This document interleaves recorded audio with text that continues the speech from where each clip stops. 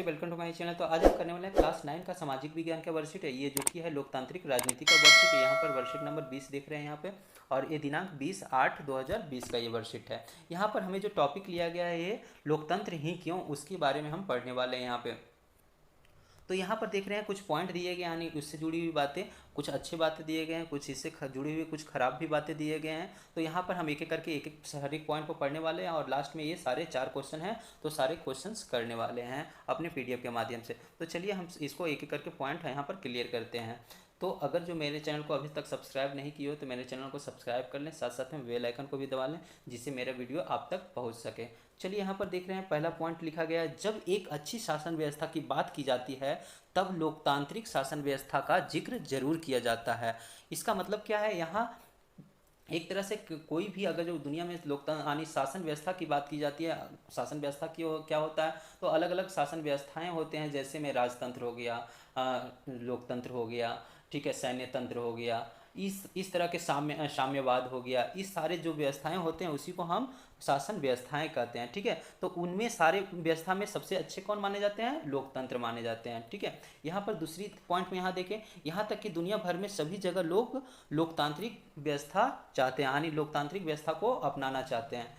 तीसरा पॉइंट में यहाँ देखिए, जिन देशों में पहले लोकतांत्रिक शासन व्यवस्था नहीं थी वहाँ भी अब इसे अपनाया जा रहा है। यानी एक तरह से कहें तो जिन देशों में लोकतंत्र नहीं थी, कोई और शासन व्यवस्था काम कर रही थी, उन देशों में भी अब लोकतंत्र को लाया जा रहा है, अपनाया जा रहा है और लागू किया जा रहा है। ठीक है, यहाँ पर चौथे पॉइंट में, आइए लोकतांत्रिक व्यवस्था के विषय में और चर्चा करके पता लगाने का प्रयास करें कि लोकतांत्रिक व्यवस्था अन्य शासन व्यवस्था से बेहतर क्यों है।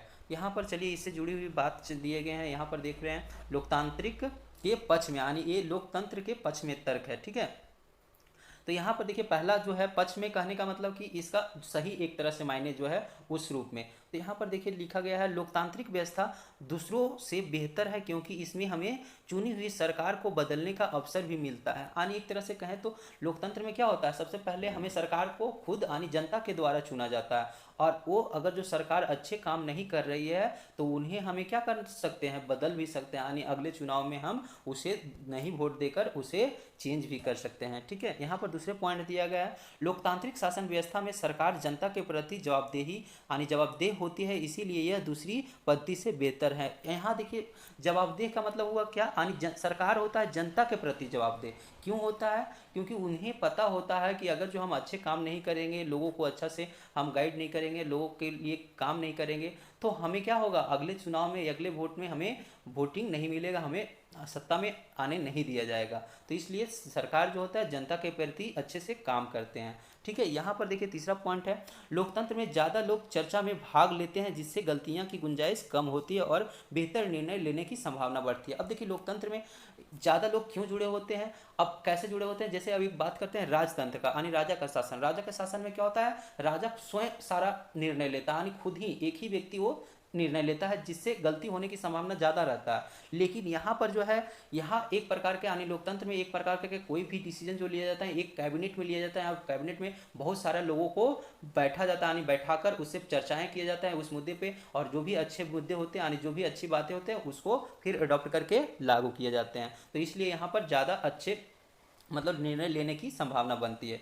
यहाँ पर देखिए चौथे पॉइंट है, लोकतांत्रिक व्यवस्था समानता, न्याय, स्वतंत्रता आदि मूल्यों द्वारा नागरिकों का सम्मान बढ़ाती है। यानी एक तरह से अन्य शासन व्यवस्था में इन सारे चीज़ों को मतलब पूरी तरह से छूट नहीं होता है। ठीक है, तो इसलिए हमें नागरिकों का क्या इन द्वारा, इसके द्वारा जो है समानता यानी समान बढ़ता, सम्मान उसका बढ़ता है। चलिए यहाँ पर देखिए, यहाँ पर दिया गया है, यहाँ पर पढ़ते हैं, भारत की तरह विविधता वाले देशों में लोकतंत्र ही एकजुट बनाए हुए हैं। यानी भारत की यानी यहाँ पर भारत का अगर जो बात किया है तो भारत में देख रहे हैं कि भारत एक बहुत बड़ा देश है। इसमें अलग अलग लोग, अलग अलग जाति के लोग, अलग अलग धर्म के लोग, अलग अलग वेशभूषा के लोग, अलग अलग भाषा के लोग यहाँ रहते हैं, फिर भी यहाँ क्या है, एक रूप से बने हुए हैं, एक ही देश में एकजुटता की भावना बने हुए हैं। ये किसके कारण हो रहा है, तो ये लोकतंत्र के कारण हो रहा है। ठीक है, यहाँ पर देख रहे हैं, लोकतंत्र मतभेद और टकरावों को संभालने में तरीका उपलब्ध कराता है। यानी एक तरह से लोकतंत्र जो है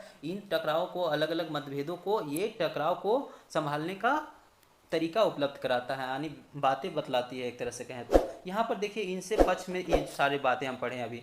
अब देखिए दूसरा है, यहाँ पर पढ़ रहे हैं लोकतंत्र के खिलाफ कुछ तर्क, यानी इसके विपरीत यानी खिलाफ में जो तर्क दिए जा सकते हैं। यहाँ पर देखिए क्या होता है, लोकतंत्र में नेता बदलते रहते हैं, इससे अस्थिरता पैदा होती है। यानी इसका मतलब क्या होता है कि लोग यहाँ नेता बदलते रहते हैं, इसका मतलब है कि सरकार अस्थिर होती है, यानी अभी किन्हीं और पार्टी का सरकार है तो फिर कुछ समय में यानी कोई और पार्टी की सरकार आ जाएगी। ठीक है, यहाँ सिर्फ सत्ता का खेल मुख्य है, जिससे हमें नैतिकता की कोई जगह नहीं होती है, यानी एक तरह से यहाँ पर नैतिकता की कोई जगह नहीं होती है। दूसरे पॉइंट में यहाँ पर दिया गया है, देखिए लोकतांत्रिक व्यवस्था में इतने सारे लोगों से बहस और चर्चा करनी पड़ती है कि कोई भी फैसले लेने में देरी होती है। यानी एक तरह से हमें लोकतंत्र में अभी भी पढ़ें कि इसमें कई एक आदमी से हमें चर्चा करनी पड़ती है, उसके बाद फैसले लिए जाते हैं।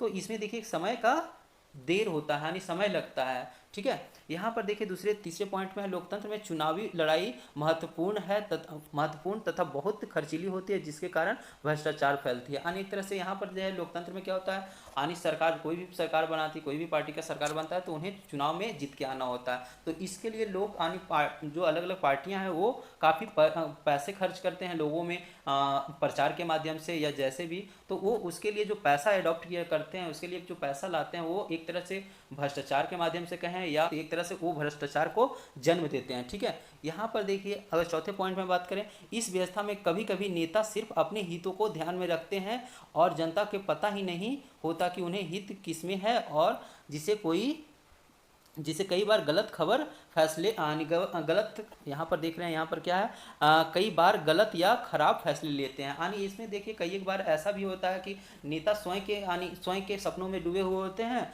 और अपने निर्णय के ही आधार पे वो ले लेते हैं निर्णय, जिससे कई एक बार गलत निर्णय लिए जा सकते हैं। तो यहाँ पर चलिए अब हम यहाँ क्वेश्चंस करते हैं एक एक करके अपने PDF के माध्यम से। तो यहाँ देखिए पहला क्वेश्चन है, भारत जैसे विविधता वाले देश में लोकतंत्र क्यों जरूरी है। तो यहाँ पर उत्तर हम इस तरह से कर सकते हैं, भारत जैसे विविधता वाले देशों में लोकतंत्र का होना बहुत जरूरी है, क्योंकि लोकतंत्र मतभेदों और टकराव को संभालने की तरीका उपलब्ध कराता है, जिससे देश की एकजुटता बनाए रखने में मदद मिलती है। ठीक है, तो इस तरह से हम इसका आंसर करेंगे। चलिए दूसरे क्वेश्चन में यहाँ पर देखिए है, दूसरे क्वेश्चन में पूछा गया आपके अनुसार लोकतांत्रिक शासन व्यवस्था में क्या क्या कमियां हैं। तो यहाँ पर हम इन सारे कमियों को हम दर्शा सकते हैं। पहले यहाँ देखिए लोकतांत्रिक शासन में निम्न कमियां होती है। पहला देखिए सरकार अस्थिर होती है। दूसरा फैसले लेने में देरी होती है। यहाँ पर तीसरा देख रहे हैं चुनाव खर्चीली होती है, जिसके कारण भ्रष्टाचार फैलता है। चौथा यहाँ पर पॉइंट देख रहे हैं कई बार गलत या खराब फैसले होते हैं। ठीक है, तो इस तरह से आंसर करेंगे। यहाँ पर चलिए तीसरे क्वेश्चन में देखें, तीसरे क्वेश्चन में पूछा गया है लोकतांत्रिक शासन व्यवस्था के पक्ष में अपने तर्क दीजिए। तो हम इस तरह से दे सकते हैं, लोकतांत्रिक शासन व्यवस्था अनुशासन अन्य शासन व्यवस्था से बेहतर होती है। इसमें हमारे द्वारा चुने हुए नेता ही शासन करती है, जिसके कारण सरकार की जनता के प्रति जवाबदेही होता है। यहाँ ज़्यादा लोग चर्चा में भाग लेते हैं, जिससे गलतियाँ होने की गुंजाइश कम होती है। लोकतंत्र में मतभेद और टकराव की संभावना कम होती है। इस तरह से हम आंसर कर सकते हैं। चौथे क्वेश्चन में यहाँ पर देखिए क्या पूछा गया है। चौथे क्वेश्चन में पूछा गया है कि क्या आपको लगता है लोकतांत्रिक शासन व्यवस्था औरों से बेहतर शासन व्यवस्था है, स्पष्ट करें। तो यहाँ पर देखिए हम इस तरह से स्पष्ट कर सकते हैं, हाँ। यहाँ पर देख सकते हैं क्या पूछा गया, तो हम आंसर कर सकते हैं हाँ, लोकतांत्रिक शासन व्यवस्था औरों से बेहतर शासन व्यवस्था होती है। लोकतंत्र में लोगों को सरकार चुनने का हक होता है।